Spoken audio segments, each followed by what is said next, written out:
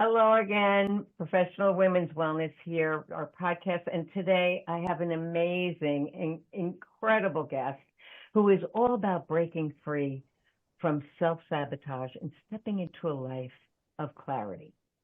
And, she really works with people to give them confidence and inner peace. And I love her work because I've gotten to know her. I've been blessed to be introduced to her a couple of years ago, and truly lovely, lovely, authentic person. So Claudia Braun is a positive intelligence and mindset coach who specializes in helping people identify and release fear-based patterns that no longer serve them. Through mindfulness, mental fitness, and self-command strategies, she empowers individuals to move beyond stress, beyond overwhelm, and beyond self-doubt, creating a life of freedom and balance. With a background in holistic health and integrative nutrition, transport, and transformational coaching, she does a lot of stuff, right? Claudia combines deep mindset work with practical strategies to help her clients reclaim their personal power. If you've ever felt stuck in old habits, struggled with self-sabotage, or wanted to break free from limiting beliefs, this conversation is for you. Claudia, welcome to the podcast. Oh, Peggy, thank you so much. Thank you for the introduction. Thank you so much for having me. I am delighted to be on your show and have a conversation with you. Great, great. Well, I always get curious when I have guests to find out how did they get where they are now? What's their story? Because we all have a story, and sometimes we change careers or we stick with the same one, and it morphs into something else, right? Yeah. Well, I would agree. I love people's stories as well. So my story is that years ago, I went to social work school and did not want to be a social worker. And I had, along that time when I was in the process of leaving social work school, somebody introduced me to something called shiatsu, which is a Japanese massage. It's a combination of acupressure and stretching, and it's based on the body's energetic system. And the core belief is the body always wants to be in a state of health. Mm-hmm. And that really spoke to me. And I thought, you know what, I'm going to study and I'm going to do this. So I went to shiatsu school. I became a shiatsu practitioner, and I did that for a number of years. And while I was doing this work, I would tell my clients the way to make your sessions last is to do yoga. And I thought, you know what, I should teach yoga. I've been doing yoga for my 20s. I'm going to teach yoga. So I became a yoga instructor.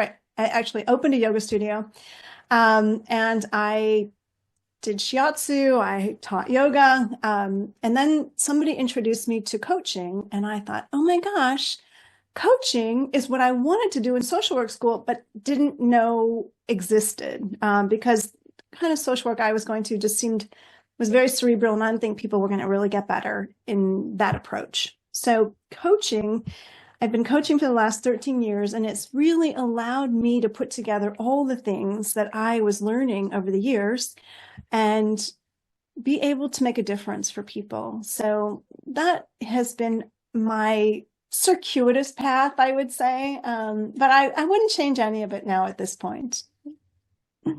Oh, what a wonderful journey. Mm-hmm. I mean, all the things that people like us love, like meditation, yoga, all those things, yeah. Right? Yeah. And most of my listeners will understand that, which is so cool.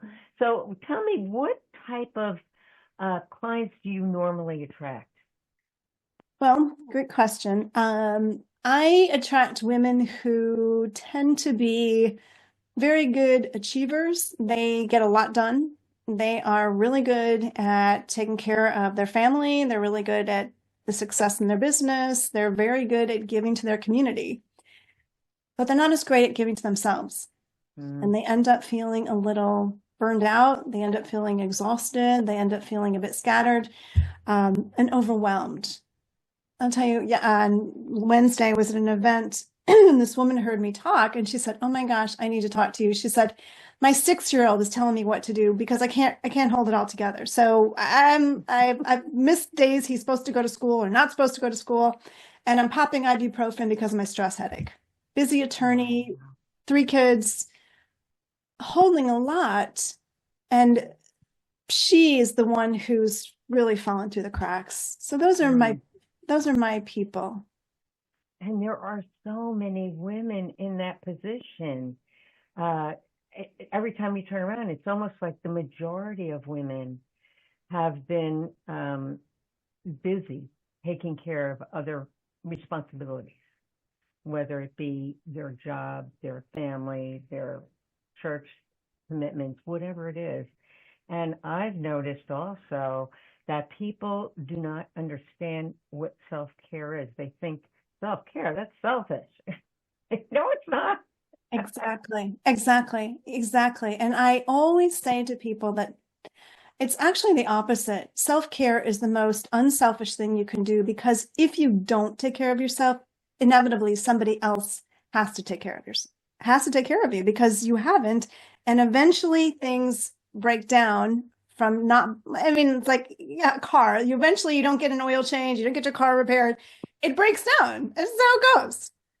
True, You run out of true. gas, right? What do you find any similarities in some of the stories of the women that you is it primarily women, by the Yeah, way? primarily women. Okay. And I always liken it to say is that women are usually the women who are willing to do the work because, you can't stay the same and get change. And many times my experience is that women, I've worked with men and I love men. I have nothing against them. Um, but when it comes from in my experience and the kind of coaching that I do, I ask people to really look at themselves. And they're not change everything at once because that is not something that's sustainable. But it's a willingness to really go deep into themselves to be able to make the changes that will actually change their life. And that's really my passion. And I agree with you because I only work with women also. And I have worked with men, but I found the same thing. It's hard to go deep, hard to go deep. Do you find some of the circumstances similar, like you said high achievers? Is there a particular um, category? Are they executives? Are they um, nurses? Is there any similarities of the ones that come to you? I would say, I really across the board. I have people who are in marketing. I have women who are working in the hotel industry. I have women who are in real estate. I have women who are attorneys. I have women who are stay-at-home moms. I have to say, it crosses the gamut. And I'd say it also crosses the age barrier. I've worked with women in their 20s. I've worked with people in their 70s. Wow. Because I always say with my clients is that it's programming. The program has been put in there a long time ago. And that's really the work that I do with my clients. And I mean, it is easier for a younger person to change. And it is because the programming has not been as long. My experience is that when people are a bit older, there's a little bit more, what I've noticed is a little bit more resistance, and a little bit it's just been longer habits. That's all. And so, but it doesn't mean they don't change. Like I said, I have clients in their 70s who I had a client in her 70s, an accountant, really smart, lovely lady, and had a really marriage situation, not so great, and a history of childhood history, not so great.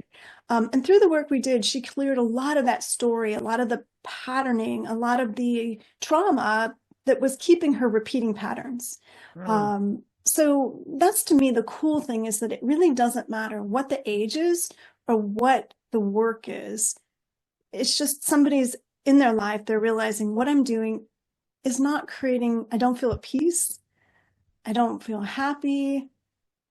I don't know how to change, and I feel overwhelmed by all the things that are going on. I'd say that's the overriding theme. Yeah, I can understand that because now today with technology, it's gotten even harder because we're putting more and more and more into our brains and not keeping life simple. And so I can understand that. Do you find with women that come to you, do they have a lot of relationships? Do you find more people that are single, or I'm just kind of curious as to I would say that them patterns. most of the people that I work with tend to be partnered. Mhm. And I'd say right now it's 50-50. Half of them are partnered, half of them aren't. But over the years, I'd say more partnered people. Mhm. Um, but I would say that, women who are good caretakers, they tend to be partnered. But even if they're not partnered, they're so good at caring for people that whether it's Yeah. their friends that they take on as family, it doesn't really matter, I have to say. It doesn't really Yeah. matter. I was just kind of curious as to the demographics and things. Um, what are some of the top things that you, as far as modalities, and I know you dig deep into their past, correct? To kind of dig up what's causing the current problems? Interestingly enough, well, I would say that yes and no. Like I was telling about my client who's in her 70s. The difference between, like, sometimes people are confused. Well, what's the difference between coaching and therapy? So the difference is that in therapy, having been on both sides, having gone to social work school and having had my own experience in it as a client, is that you're more in the story. And that is not my work. I'm not hanging out in a story with my clients. Um, the story only comes in if it's in their way. And it's keeping them in a pattern that they're creating, that they keep creating. And so my work with my clients is to help them clear the pattern so it's no longer in their way, so that they are free to create a future unlike their past. That's what I'm passionate about, because, to be honest, that was my frustration being in social work school. I just thought people having going over and over and over in their story is not going to help them feel better. And the work I do with my clients is really about looking what that story has created in their current life, how it's keeping them stuck, how it's keeping them creating situations very much the same, and then through practices and tools, we can change that so they don't have to keep creating it, and they don't have to keep feeling the burden and the heaviness of their past. So that's what I am passionate about. But it's exactly what I was kind of going for. Mm. Our present is dictated by our past very often. And sometimes you do see those patterns, and they are difficult to break. Those neural pathways are really deep now. They're little memories. Yeah, that's great. What other modalities, like exercises and things, do you do with people, or do you? Exercises. Tell me what you mean Like, exactly. coaching is coaching. You're with the client. Do you find when the work gets done when it's between the appointments, right? Okay, so that's a really great question. So the work gets done, I'd say, in twofold, right? Because we're doing work in the session where Mm-hmm. they're clearing patterns. And then in between sessions, I work with an app that gives them daily focuses, and also daily tools to help them stay out of that mind that wants to sabotage us. Because we all have, the research has shown that we all sabotage ourselves. It's just a question of to what degree and in what areas. And so what the app does is that it gives them daily focuses for them to keep their attention on what they're actually moving towards, their higher self or sage self or wide self, whichever you want to call it, that is not sabotaging their success. And success being in our communication with each other, communication with themselves. Okay, so, like, for example, we all have a judge within us, and the judge will either, like, say, oh my God, you're such an idiot. Why did you say that? You shouldn't have said that. Or you shouldn't have said that to her. Why did she say that? Or this circumstance shouldn't be like this. I shouldn't have to go through that. Any one of those is a judgment, difference between judgment and discernment. And so if we're running our day on any one of those tracks, we're exhausted, we're worn out, and we feel defeated. And so what my work is my clients and I work on that during the sessions. And in between, they get reminders and they get focuses to keep their mind on their more higher self and to dissipate that voice of the judge that undermines our success. Does that make sense? Oh, it makes perfect sense. I love it. And the fact that you provide them with an app. Yeah. Wow. Now that's an exercise. That's awesome. Talk about accountability. Peggy, I love that. Accountability. Open that phone. Exactly. And I mean, in this place and time, most everybody walks around with a phone. And so I'm like, using it you can use it for good or you can use it for evil. You decide. And this is one way we can use it for good. Oh, I think that is absolutely awesome. That's great. Now, tell me what, do you have groups? I run groups and I also do one-to-one. So the nice thing about the group is people have another form of accountability, and they're also getting to see how other people's judges show up. And yes, it's a great way to expand. And then I do the same work one-to-one where they're getting the access to the app and they're also becoming aware of their judge, how to minimize it and how to take their mind into a stronger way so they can really have the kind of success that they want. And success, sometimes people think success is just in their business, but it's really success with themselves. Because how we show up with ourselves is going to reflect in all other areas. Absolutely. Absolutely. And I noticed you have dabbled a little bit with essential oils. Do you still do that for your clients?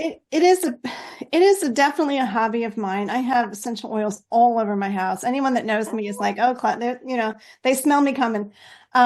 So That's right. Yeah. I absolutely love essential oils. I have been using them. Well, I did shiatsu for a long time. So I used oils in my practice. And then I owned a yoga studio and a friend of mine introduced me to a line of oils, which I use now, which I adore. And I've used since 2002, I guess 2002. So that's several years, right? Yeah, I am very passionate about using oils for just about everything. So yeah. I was wondering, since there's so many different uses for oils, and when you're well educated as you are, you can easily recommend something. If somebody says, I can't sleep at night, Oh yes. Oh yes. Because people that are stressed out or overwhelmed, they don't know what you should use, what you can use, what will be effective. And I think it's wonderful modality right there. Oh, thank you. Yeah, I had a dog who was really, really sick, and I used oils on my dog. I always called him my guinea pig, but he always got better. He had a lot of anxiety, and I'd use the oils for him. And I use oils for absolutely everything. It's a huge passion of mine. Oh, that's terrific, terrific. So, what are you working on now as far as sharing with our audience? Is there something you'd like to share with them? Yeah. So I would love to offer you, I have something called Say Yes to You. And it is 3 strategies to really own your yes, because I found that so often it's a real challenge for women to own their yes to themselves. And you can, it's a free download that I'd be happy to share. Wonderful. Yes, we will make sure for certain that the link will be in the Wonderful. below. Oh, that's wonderful. I love Oh, it. yeah. I'm so glad. I'm so glad. Yeah, it's a really nice way to just do a little bit of self-connection. I give you some tools and strategies. It's a really easy way to start to see yourself in a different way. And it's a, way to begin the path. This is so nice, Claudia. I am so grateful for your time to be here to speak with our audience. And we will be sure to, let everybody know this is the one to watch. Oh, Okay. Peggy, thank you. Thank you. Thank you so much for the interview. Thank you for your generosity and support of my work. It means a lot to Oh, me. it means a lot to me to be in the pit with you, trying to help all these women. Yeah, We got to stick together, right? indeed. Indeed. Yeah. Yeah. It's yeah, we're here to make a difference in the world, and I'm glad for that. Yes.